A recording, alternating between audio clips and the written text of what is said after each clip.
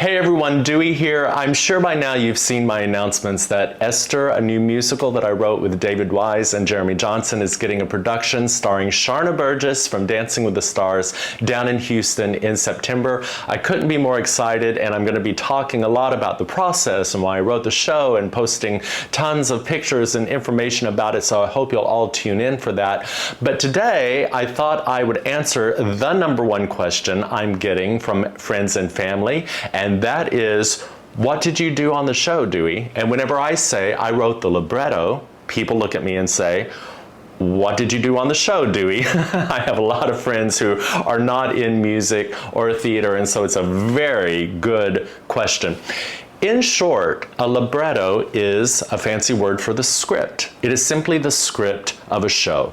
But the dialogue, instead of getting spoken the way a play would, or a way a regular musical with just songs in it would, gets sung.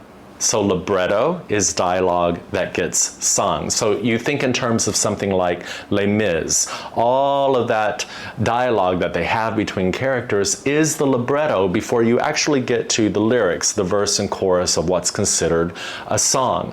Obviously, this goes back to the opera world for hundreds of years, where librettists would take maybe a play that had been written and adapt all that dialogue to where it would be in the opera, but it would get set to music and it would get sung, right? And so when you go to an opera, you're just hearing singing all the way through.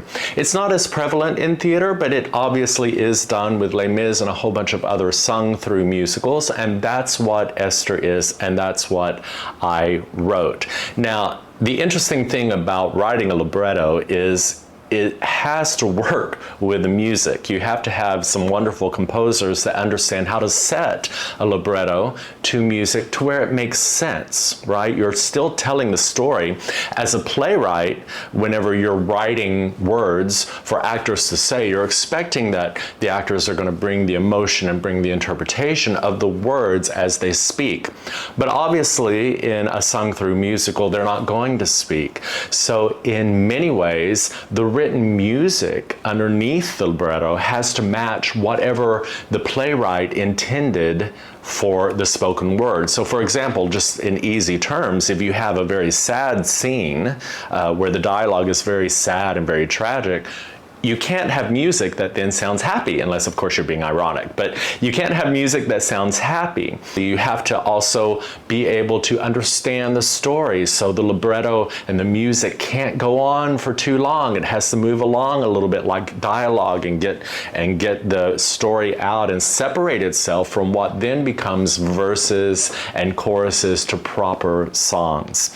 So I hope that that is clear. That is what I did. I wrote basically the entire script to the show. I'm so excited. Again, if you're around in Texas or near Texas or can get to Houston, take a look at the link that is posted along with this. Get some tickets. Come see the show. It's, again, a world premiere starring some fantastic people, directed by an incredible team with a Broadway choreographer. It's going to be very exciting. Get your tickets now before it gets sold out, and let us know what you think. And tune in, because I'm going to be posting a lot more as I go through the process. See you later.